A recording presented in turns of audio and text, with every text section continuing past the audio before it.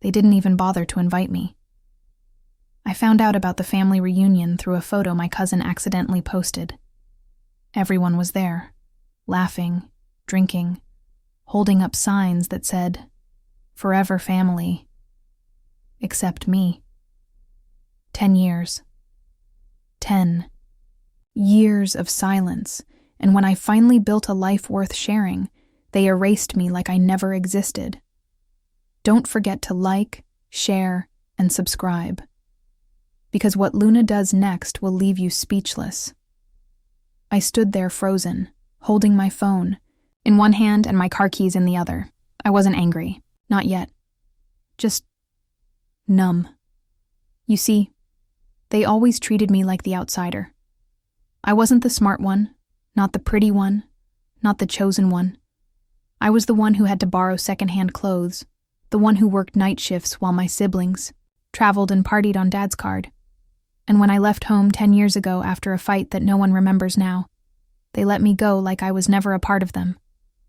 But what they didn't know, what nobody knew, is what I had done in that time. The jobs I took, the hours I poured into learning code, the nights I cried over broken laptops and maxed out credit cards. I built something. I owned something now.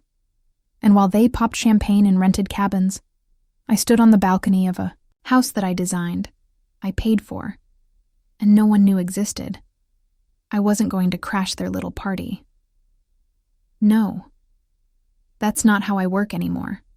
I had a better idea, one that would haunt them every time they posted another fake family smile. I called my lawyer. The next morning, while their reunion photos flooded my feed, my lawyer sent out the invitations. Gold-embossed, thick envelopes. Nothing digital. Nothing cheap. Each one carried my name in bold at the top. Luna Elridge, founder and CEO. And below it, in elegant letters, "You're invited to a private estate tour and dinner."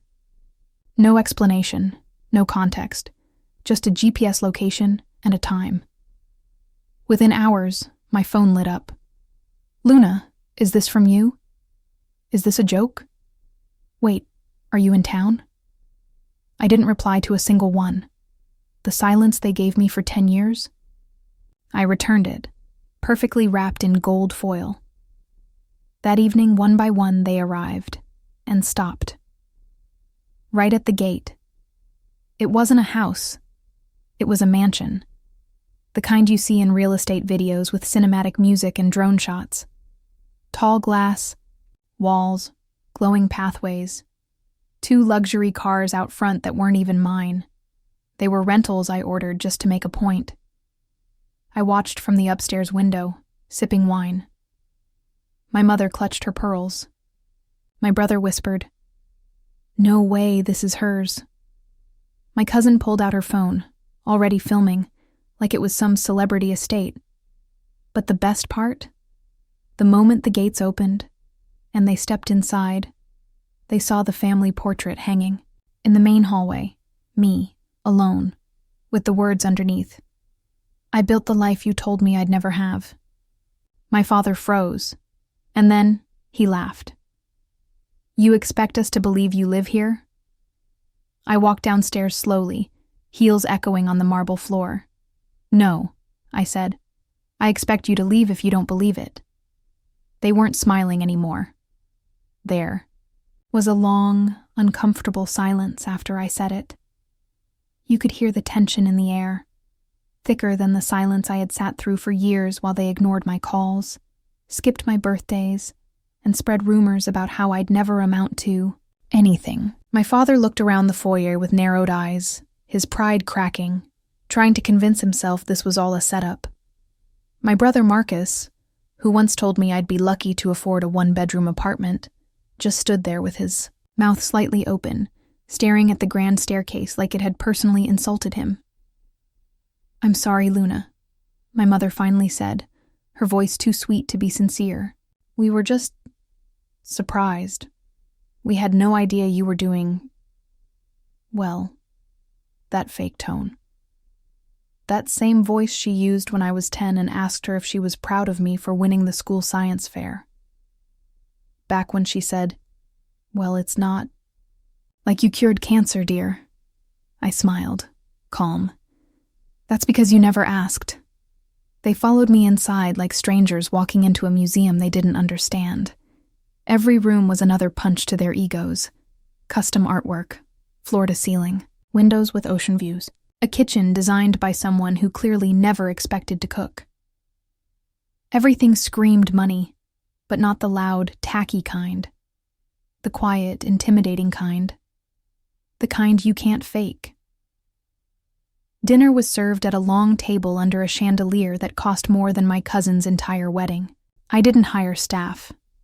I didn't need them seeing how fake this family could be.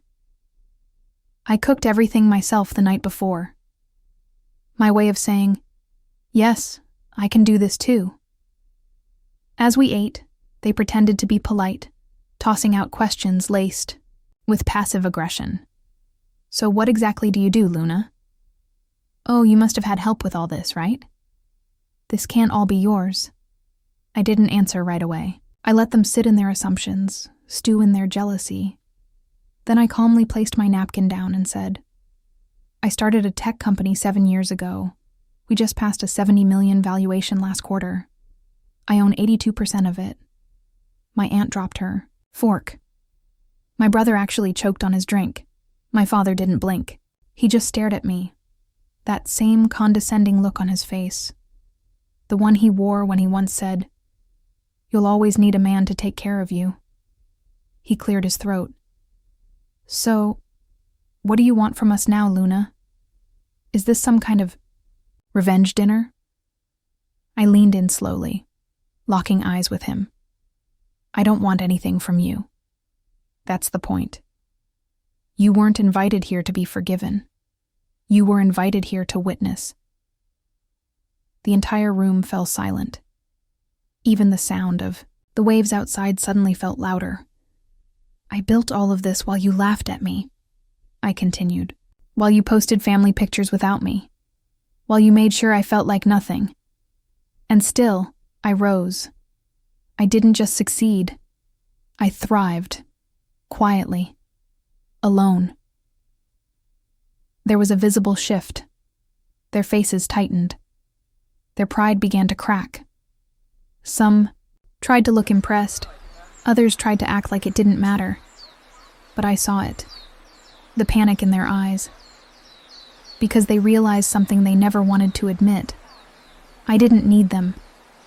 But now, they needed me.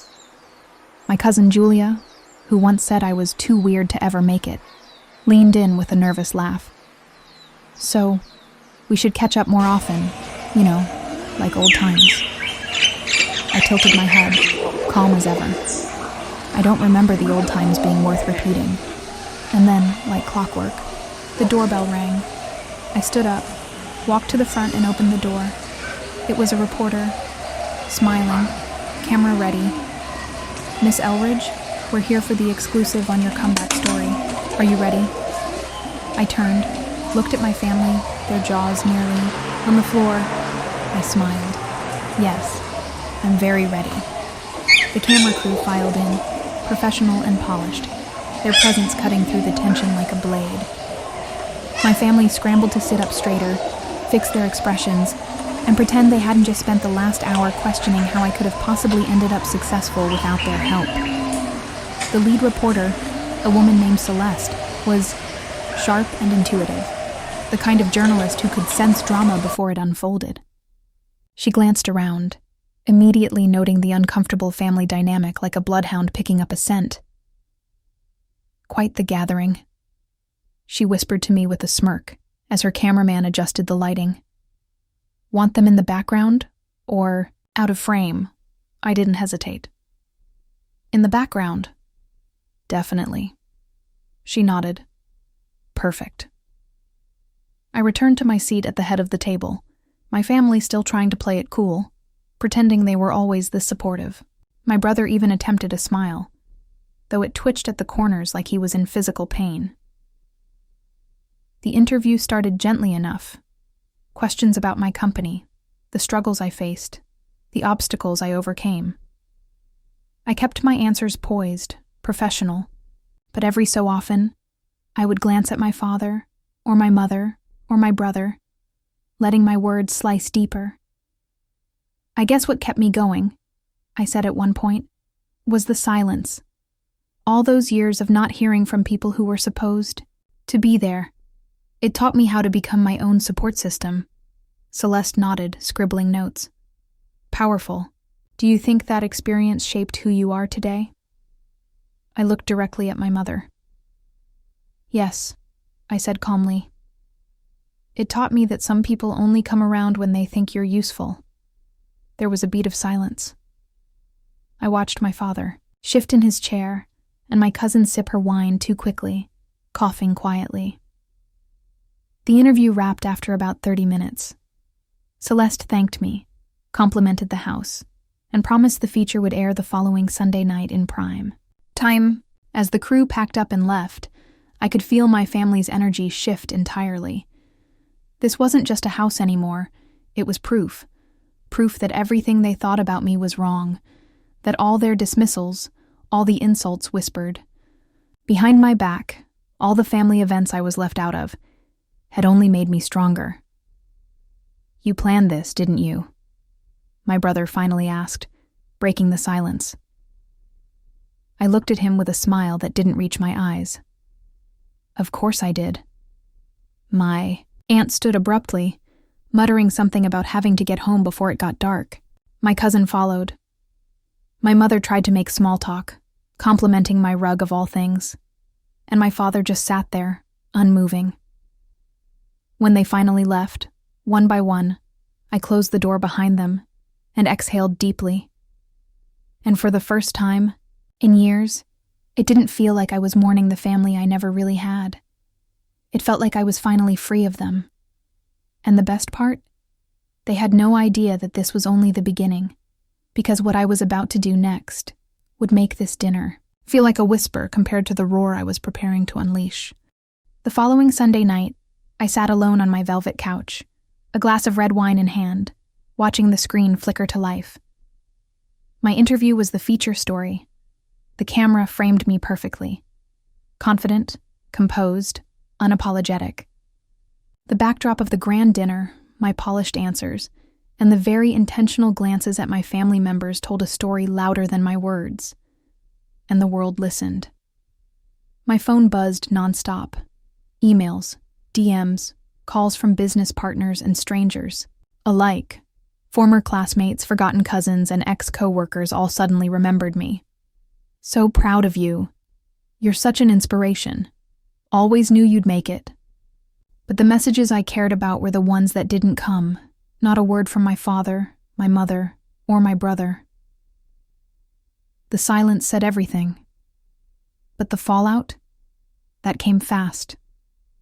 By Monday morning, my brother's business, the one he once refused to let me invest in, was being questioned online.